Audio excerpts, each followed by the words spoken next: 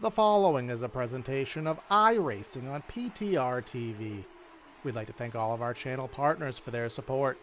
Please like and subscribe to the channel, and we hope you enjoy today's broadcast.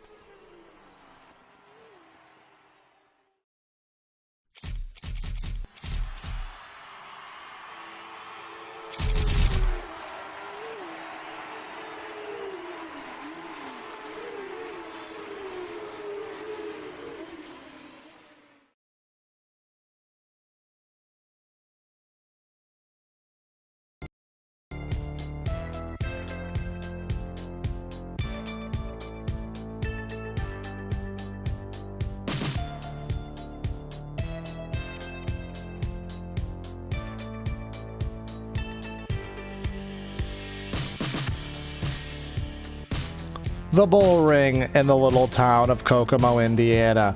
It houses about 58,000 people, and tonight it houses 12 virtual more. Tonight we had ourselves down to the Little Kokomo Speedway for round number 6 of our TNR Master Millwright Big Block Series schedule to see who can tame the Bull Ring. Welcome everyone to PTRTV, where it'll be myself, Corey Silva, giving you the one-man show here in the booth and behind the production truck, giving you the images on the screen here as we are under qualifying now. Hot laps are what is in front of us here this evening, and for the first time in about 2 weeks, I can actually say that I have my voice back and I probably won't be coughing every 15 seconds, so knock on wood on that behalf. Again, I want to give a shout out to tonight's overall, well, the league sponsor, but specifically the presenting race sponsor, Master Millwright Industrial Design, Build, Install, Service for this evening's affairs. But let's see what is going on here on the racetrack as these guys are heading on their quick hot laps around here. The 5-minute qualifying session. Carter Rochinski on track in the 20. Mike Brewer here, third on the board. Now back to fourth on the board is Dean Reynolds, ripping it around the top here at Kokomo on the quarter mile. A very interesting track here.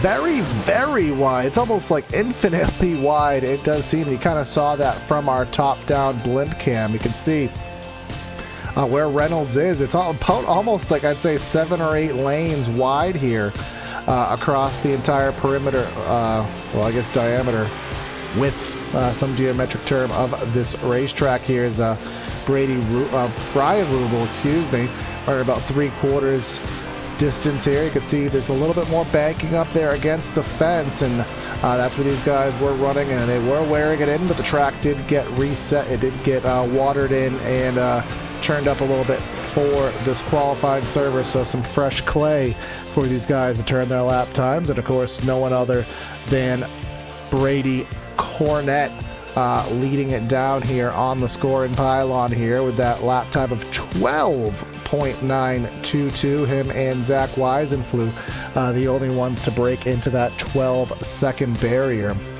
Again, race number 6 last week at Eldora. It was another victory brought by Brady Cornett, but we saw a lot of guys in the mix. We obviously saw Cornett up there. Weisenflew had a great battle. Jason Freeman, probably his strongest run of the season. There was a lot of competition up front, but unfortunately for the competition, once Cornett gets to the front, these guys haven't really had what it takes to get by him. But Weisenflew putting those laps in has said that he has some confidence. We'll see if he can do it here. We have, 11 guys here, so we should have 2 heats, each with 5 to 6 drivers, and then we'll have our 35-lap feature affair. Just to bring up and verbalize our point standings thus far after 5 events. Brady Cornett up by 60 over league admin Jason Freeman, with Bobby Trapper back 64, Kyle Rochinski back 65, and then rounding out our top 5 in points is Travis Brockner down 74 points. Brady Cornett leading the series with 3 wins.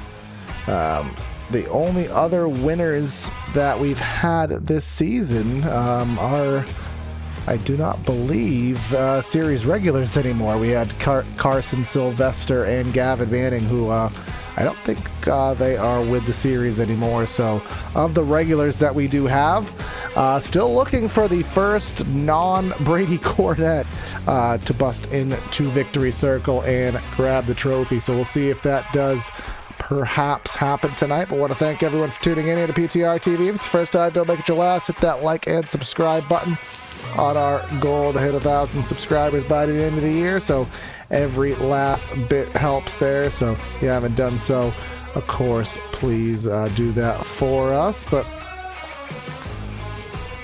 the countdown for qualifying is just about over there. So let's go ahead down trackside, give you the starting lineup for heat race number 1 on the evening.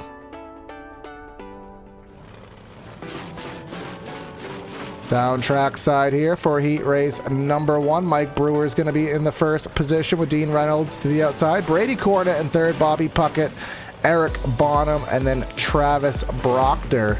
Going to have 6 cars in this heat race.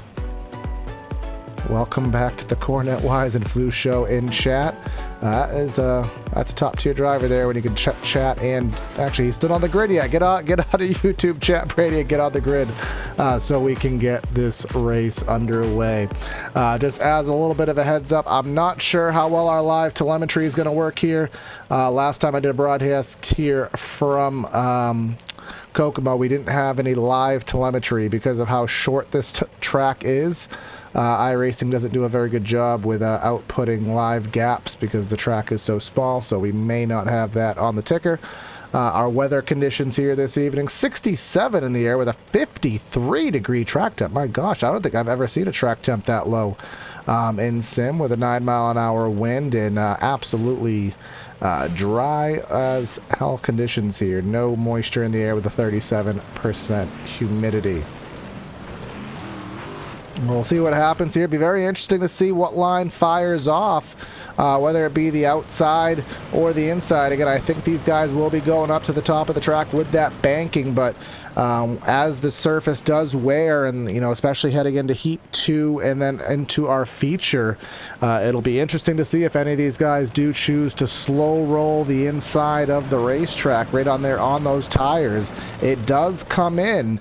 You really have to have some patience on the throttle and really commit to it. You'll see guys running on the tires and then hardly even getting halfway up the track on the straightaways even. The pace truck is in the very hodgepodge pits here at Kokomo, waiting for Brewer to get on that loud pedal. Left front's in the air. That means we're on the gas, and we're green flag racing here for heat number 1.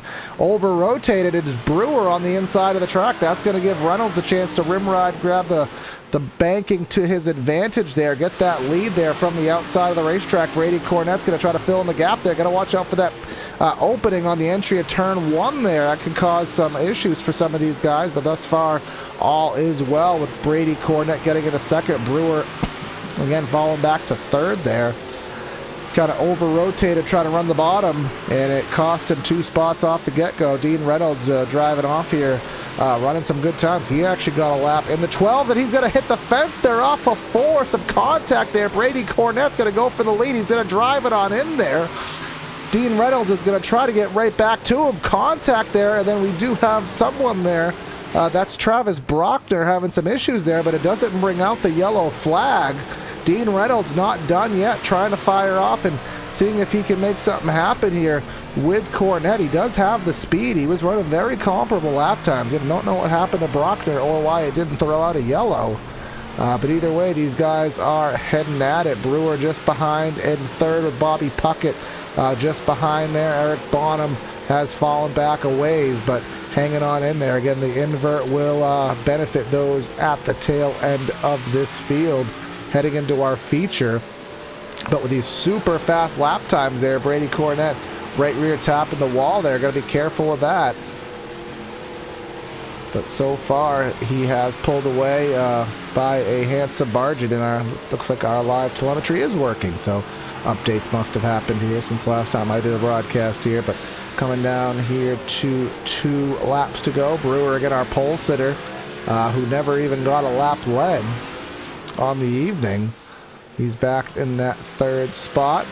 coming down here for the white flag for the first heat race, and Cornette up by a significant margin here. Looks like he may be trying to experiment with lines all the way to the bottom of the track, and you can see how well that did not work out, because it did allow Reynolds to close in, but the checkered flag will go to Cornette. And now we'll just wait a few seconds and get ready for the second heat.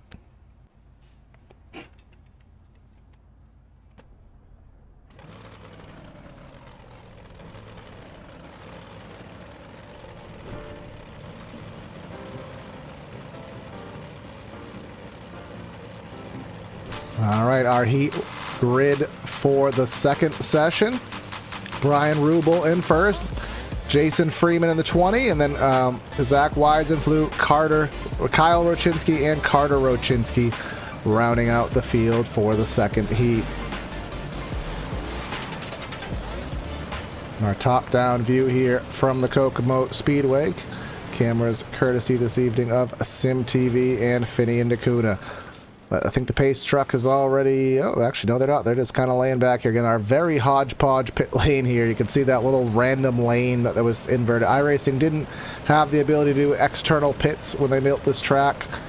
So it did kind of hodgepodge that little line in the middle of the track. So I think the guys fire off somewhere around turn number 4 to be respectful and to kind of keep some relative sanity and realism to the festivities here. But here we come off of 4, green flag in the air, getting ready for heat race number 2. You can see bottom to top, Rubel was able to retain the lead, but he got really loose there off of the corner. Freeman's right on his rear Nerf bar. Weisenfluh to the inside. That's Kyle Rochinski trying to go to the inside. 3 wide contact here. Freeman with the huge slider gets in front of Rubel. They're going to be 3 wide. Everybody is just on top of each other here. Rubel at the top of the track into the fence here. Some really nasty sliders here as everybody's experimenting here, trying to get a good camera just because of how wide this track is. It's really hard to get a good camera angle. Look at the distance between Freeman and Kyle Rochinski there, top to bottom. They're miles apart as Rochinski really trying to rock the bottom of the track, but here comes Weisenfluh trying to use that inside lane on Kyle Rochinski for second as Freeman pulls ahead by over a second here. Again, using that massive slider, it really cut off Brian Rubel's process there and caused him to check up, made him lose a lot of time. Not sure how happy he's going to be with that move, but it is kind of what you have to do here because it's just that little bit of extra banking up against the wall. These cars really like to keep their momentum built up, so having that extra bit of banking does facilitate. You can see them really using that minuscule cushion that has been developed that is helping them right rear and keep it up against the fence there. Carter Rochinski back there and Brian Rubel. I think he may have some suspension damage or something because he's really over-rotating it and all over the racetrack right now. But the only battle on the track is for second between the 21 and 24. We know Weisenfluh has speed, but just hasn't really been able to take advantage of it. As you can see here, right up against the fence, using that little bit of berm that has been pushed up and using that to his advantage here. But already on the white flag lap, Freeman has pulled up by nearly 2 seconds as he's really rocking that top even higher than the other two are. And he's going to take the checkered flag for heat number 2. Again, remember we have our, I believe it's the top 4 invert or something on those lines. So basically, if you finish well in the heat, you're starting at the back for the feature. And as short of a track as this is going to be a super fast race. So let's see where they're going to be lining up for it. Eric Bonham is going to lead this one down with Brian Rubel on the outside of the front row. Bobby Puckett at third. Zach Weisenfluh in fourth. Mike Brewer in fifth. Kyle Rochinski at 16. Reynolds in seventh. And then Jason Freeman in eighth. Brady Cornette at ninth. Carter Rochinski and Travis Brockner are going to be caboose on the field. Again, the interesting thing that we've seen from the pole sitters is because you want to run the top and they're starting the race on the bottom, it has caused them to be in a little bit of a precarious position by trying to get the position back. They're at the bottom of the track, but there's no straightaway here. It's so short on the bull ring. So you're basically hitting the hitting the accelerator for the green flag and then instantly trying to change lanes so that you can get set up for the entry to turn number 1. It caused some issues in Heat 1. It caused some issues in Heat 2. So by that logic, what?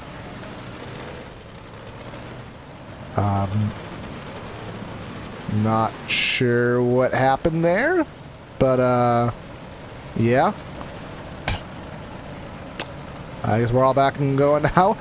So Eric Bonham is... Are we going off here? We are What is going on right here? I think we're getting... I think we are back under caution. Yeah, I think we're going to wave it off and try it again, it appears.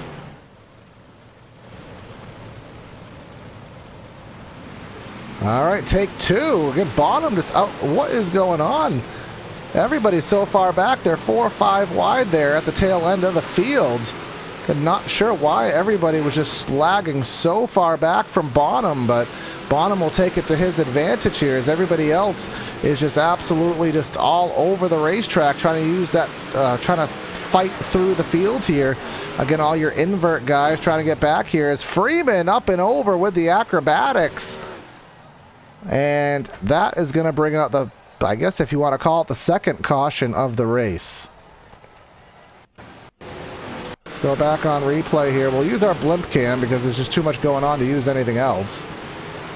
Watching Freeman there at the top end of your display right now in that 20. And we're coming off the corner here. Oh, he just... I mean, I don't want to call intent there, but it seemed like he just got flat turn. Maybe Wise and Flew got a better run. But Wise and Flew definitely got into him there and for some reason or another. And that'll hurt Freeman the most. Kyle Rochinski coming into the pits here. Not sure if he got damaged. I think they started implementing fast repairs, which you can kind of see there from the little pop that we saw. So Rochinski may have had some suspension damage there, but it has been since rectified.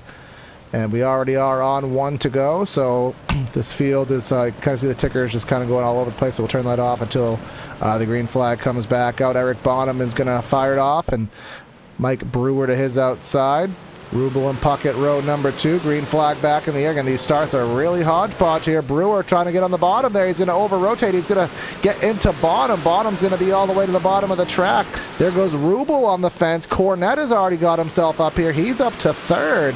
That's Dean Reynolds trying to run the fence there, but Rubel's going to run in his lane. A little bit of contact. Now Rubel's going to get sideways. Puckett gives him a little bit of bumper. There comes Freeman trying to get back into it, running the bottom.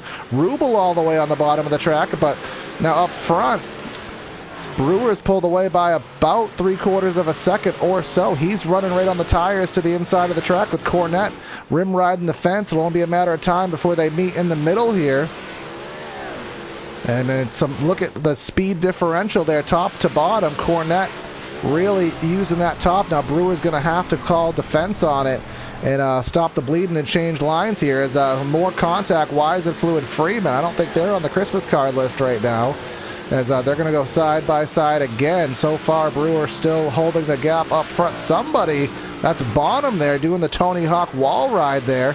He's going to go around, and that's going to bring out another caution right in front of our leaders here, and not really a good space to turn around here as Freeman again, kind of the punching bag of the race, it appears. Let's go back on replay, see what happened to Eric Bonham. He's just a little bit too much wall ride, barrel roll. That'd be a combo about 500 points if we were playing Tony Hawk. Unfortunately for him, we are not.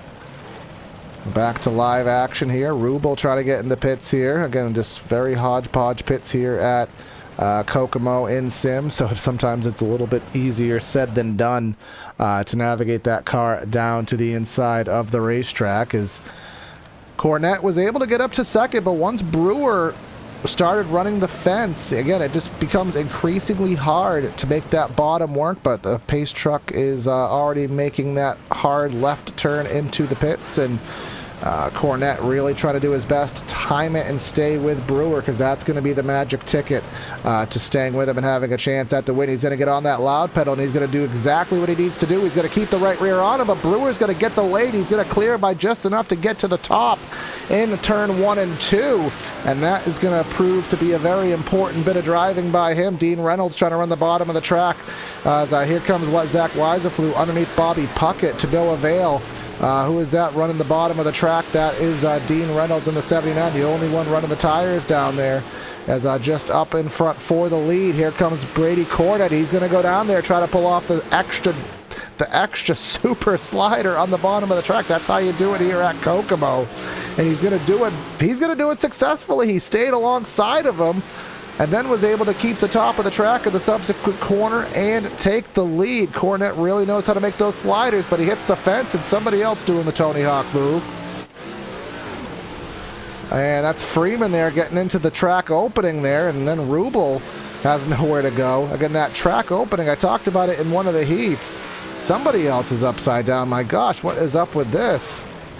That's Brady Cornette was upside down, our race leader. What is going on tonight? Replay on screen right now. Oh, too much wall, and then instant barrel roll.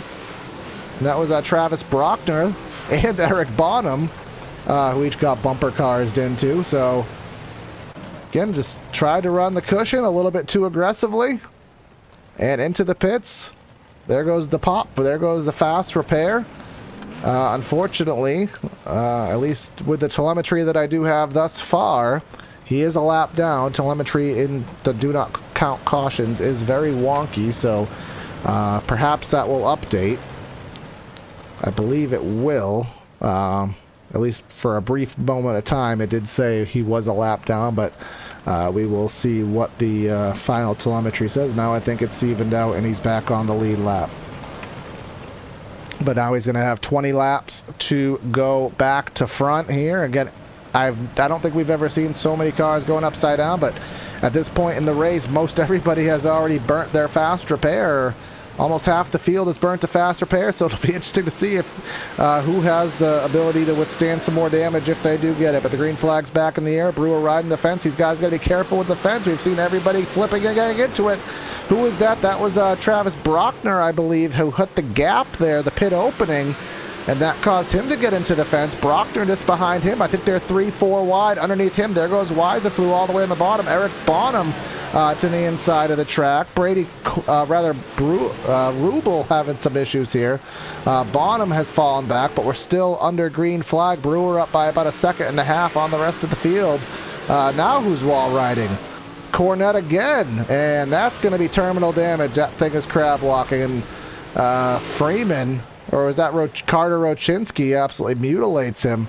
But we're finally going to have a new winner on the evening, as Brady Cornette has wall rode himself into an early death.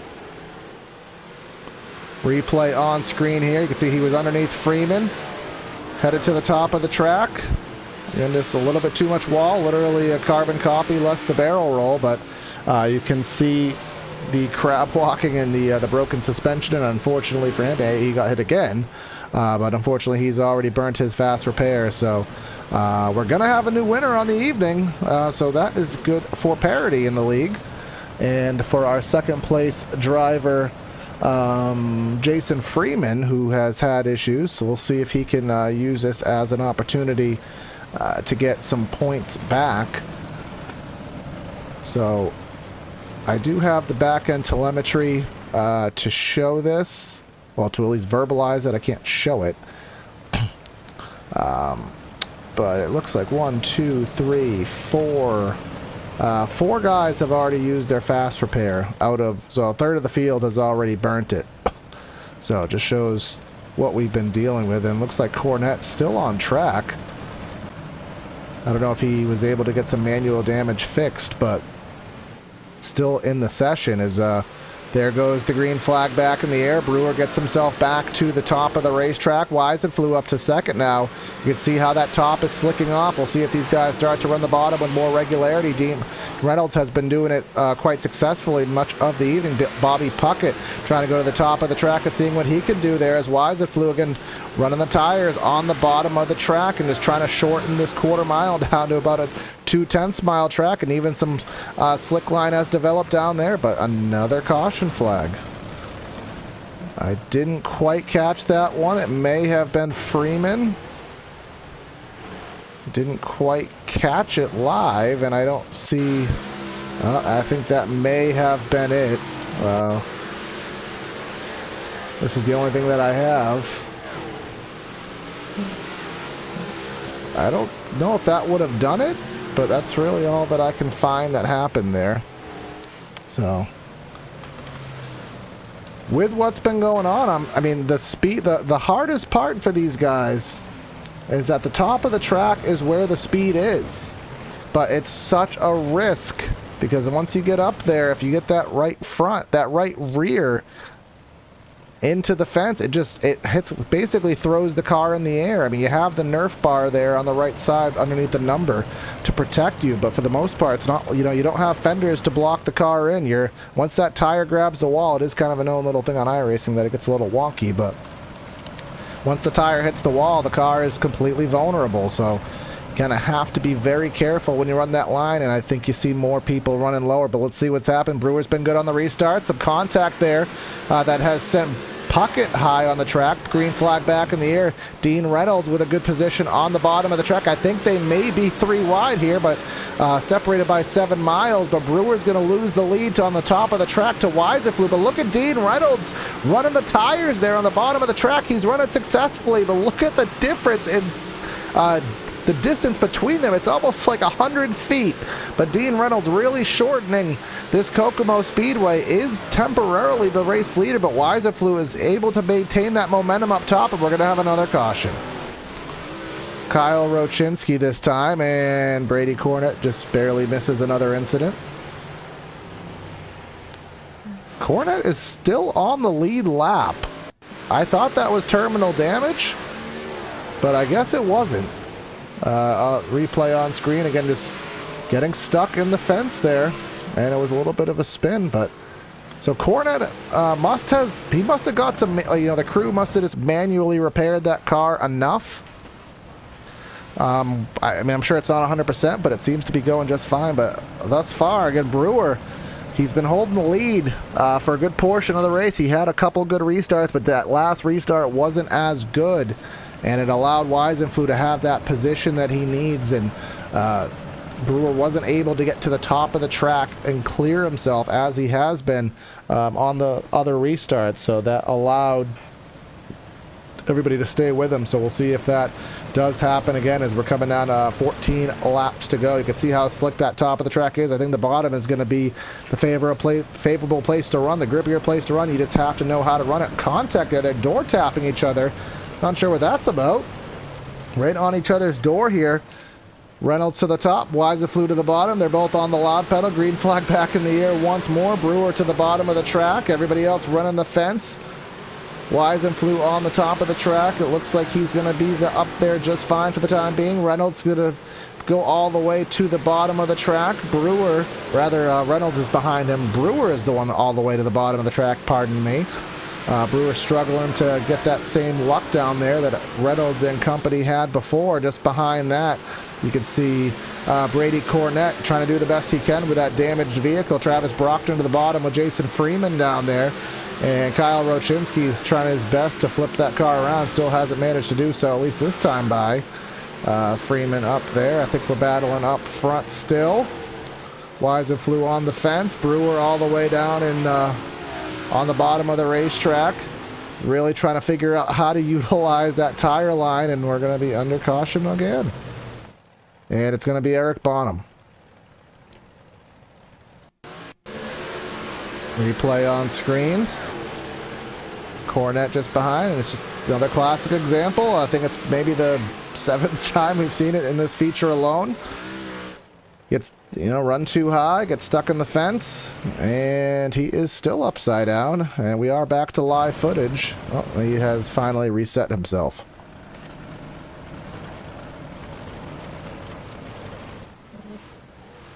So it is becoming increasingly harder to run that top of the racetrack. As you can see the slick line up there that has developed, so the only way to get around that is to run higher. And when you run higher, the probability of getting that right rear stuck in the fence and then doing a barrel roll or just getting it completely out of control is very, very high, as we've seen. So especially there in 3 and 4, I almost feel like you might want to start running the bottom just to avoid the inevitable that has hurt everybody else. But that's if you can make the top work, that's where the speed is, but the risk is high as we get ready here for 1 lap to go. I think let's see our race recap thus far. So 7 cautions in this feature race alone, so definitely hasn't been the cleanest of affairs here at the Kokomo Speedway. Pace truck is in, gonna get ready for yet another restart. And we'll see if Weisenfluh or Reynolds can take advantage. And a little bit of a stop and go there situation. Weisenfluh is going to get the lead off the get-go here. He managed to get to the top. Reynolds tried to set himself up for a crossover, wasn't able to do so. Brewer rocking the tires down there. I think he does have the position, but I don't know if he's going to be able to clear. I think he had him at the stripe technically here. Let's see if he's going to be able to get the position on him. It'll go up to our... No, never mind. Trying to see. I didn't catch anything that time, guys, so nothing seemed overly obvious. So I guess we can, it's a small enough track, we can just kind of scroll back together on our blimp cam here, and we'll all look together and see if we can find something that caused a caution.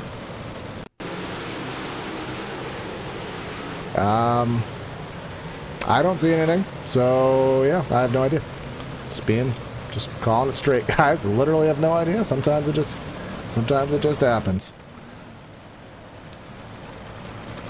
Again, this week at Kokomo, and then next week. Actually, next week I gotta confirm with admin what's going on, because I will not be available next week due to a vacation. So. Not sure what next week's broadcast will bring, if it's going to be at Port Royal next week, or if they're going to delay it, or if it's just going to go unaired. We'll have to confirm that. But the next guaranteed broadcast will be Cedar Lake on November 1st, as we're going to go single file here to finish this one out. Green flag in the air. Weisenfluh on the accelerator, but he got on the accelerator in the slick. That got Brewer a good run. He's going to go to the bottom of the track.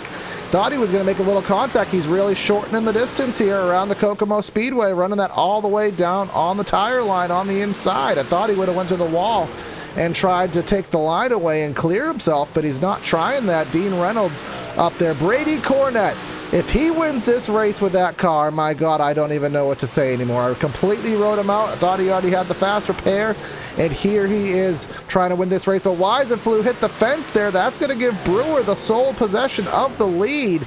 Does he want to run the top of the track and with the guaranteed speed is, or is he going to keep it down there on the inside? It appears option 2 is his choice. He's going to keep it down there on the inside lane. Where is Cornett in this process?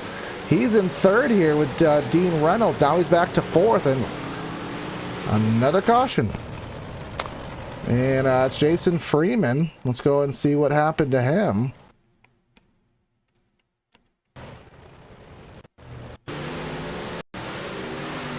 Replay on screen. Looks like he pulled a slider. Now he's on the top of the racetrack. And same thing we've seen about 10 times tonight. Just into the fence. And the fence just loops you around. I mean, we've seen guys get into the fence all season. And here he is artificially putting himself in victory lane. But, I mean, we've seen guys hit the fence all season.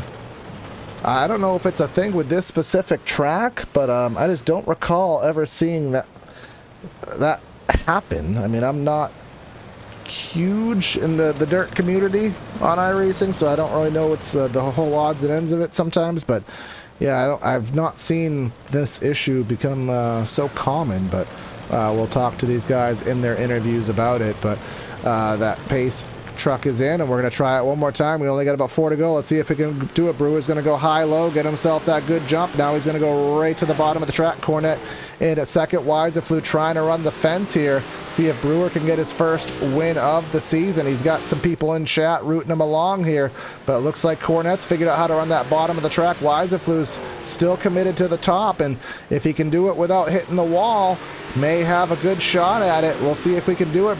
Cornet's going to go back to third. He's going to fall in line behind Weiserflew here, so I think we're just going to have a classic battle, top to bottom. We'll keep our blimp cam up because this is probably going to be the best way to finish this race out broadcast-wise. Coming down here for the white flag.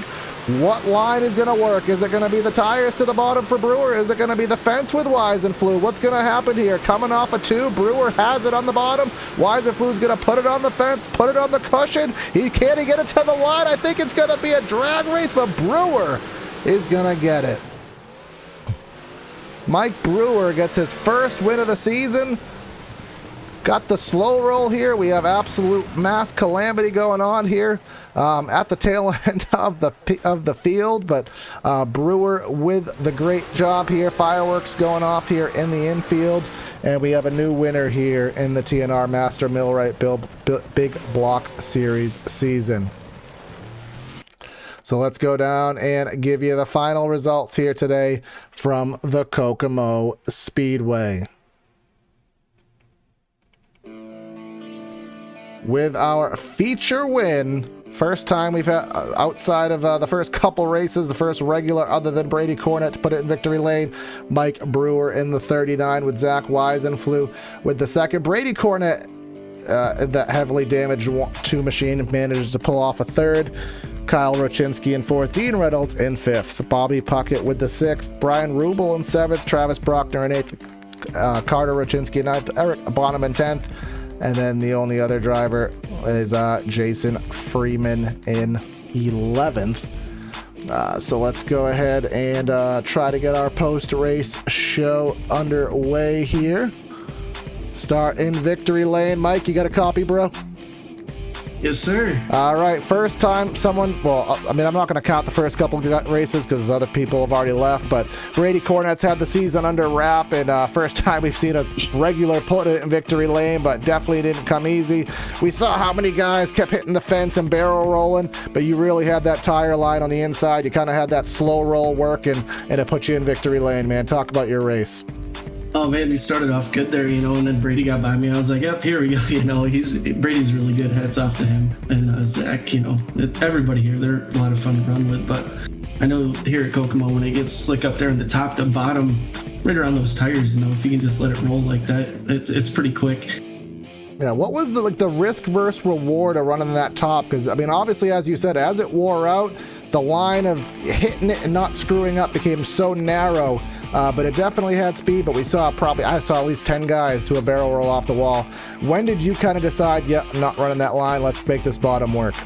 When 1 and 2 got real slick there, on the top side. So 3 and 4 held on for a while there, but so when it started slicking it off like that on the top, that's when I just decided I'm just gonna stick on the bottom, regardless of where I finished. But it worked out. Yeah, and then those last couple laps where Weiserflew, you had that restart. You got to the top, but it has turned into a battle. What was it? What did you have to do? You had your line. He was running up there. You saw Cornet coming 2 laps to go or so. What was it like there, trying to hang on for that win on those last few laps?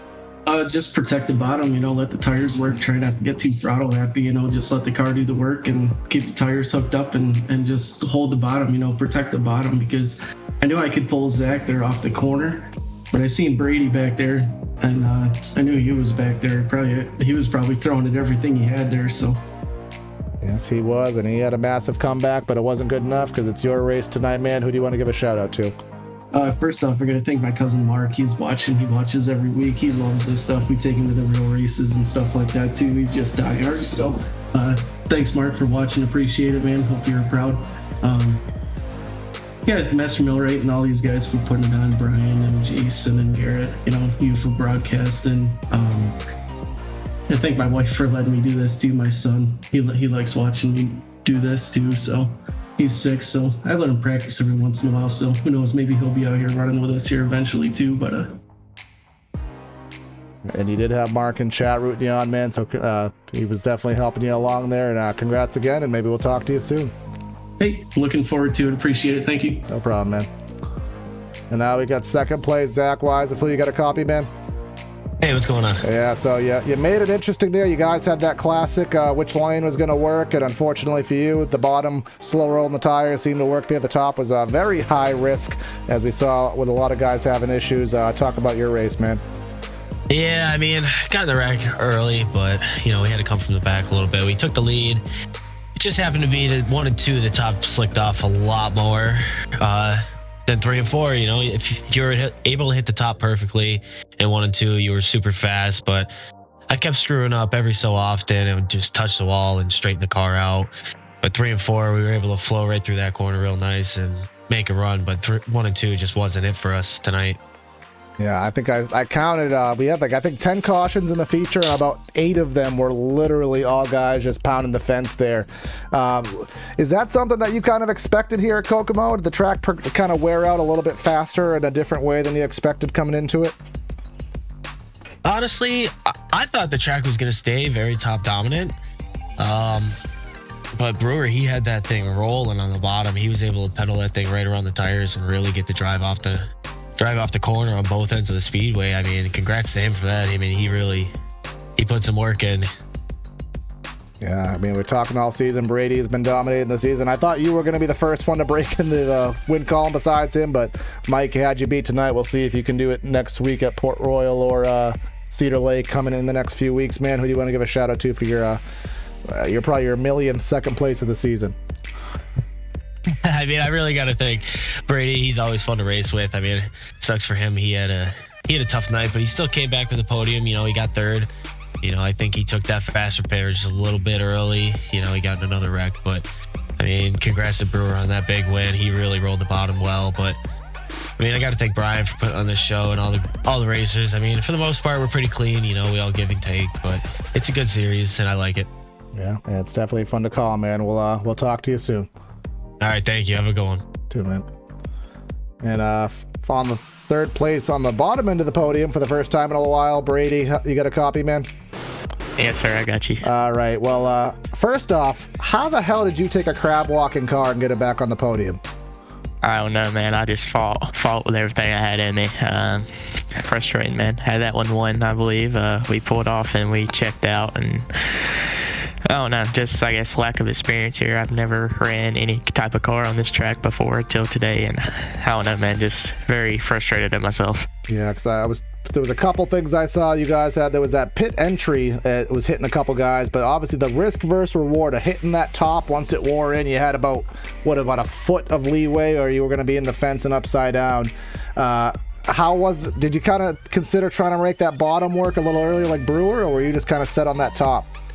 I was just pounding the top, man. I knew it was the fastest way around. I got the lead. Once I got the lead, Brewer moved to the bottom, and I just pulled him to about a second and a half, 2 seconds, and just, I don't know, man. Just all frustrating night for us. I mean, still should be a good margin ahead in points, but just frustrating, man.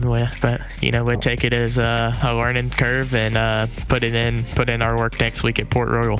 That's how you know you're having a good season, man. When a podium pisses you off, you're having a hell of a season, man. So no reason to shame. You had a great comeback, which is something that not a lot of guys can do either. So still reason to keep your head high. But who do you want to give a shout out to for your podium tonight? Yes, sir. I just got to thank everybody back at this lead. Just got to thank Zach Wassenflew, man. He had a hell of a run. Definitely believe he he should have won it, man. I believe that too. If I didn't win it, he should have won it. Congrats to Mike, man. He works his butt off every week coming in. He's one of the nicer guys in the lead. He won't touch you for nothing. He had the bottom working, really, which surprised me. Even made me move down there. Just gotta thank everybody back at Blackjack Racing, man. They, like I said last week, man, they're a tremendous help to my sim program and what I do. Just gotta thank all my marketing partners on my real car, CMP Automotive, J&T Auto Care, Dyrampa Realty, Circle of Friends Daycare, C&D Farms, Freeman Plumbing, Capital Race Cars, B&B Race Engines, Circle of Friends Daycare, Summit Road Auto, Mr. Ricky Eshba, just everybody that helps us on this thing. Gotta thank you, and I don't know, man, just gotta thank everybody. It takes a bunch to keep this going. Yeah, copy that, man, and we'll see. I don't know if we'll be with you next week because I'm out of state, but we'll see how the schedule works out. Well, I'm sure we'll talk to you on the podium soon. Yes, sir. I hope so. All right, so that's a broadcast here on PTRTV. Want to thank everyone for tuning in to the TNR Master Millwright Big Block Series. Tune in on Thursday night for the season finale of the Red Sox Racing League at Imola. That's Corey signing out of the booth here tonight. Have a great night, everyone, and we'll catch you next time.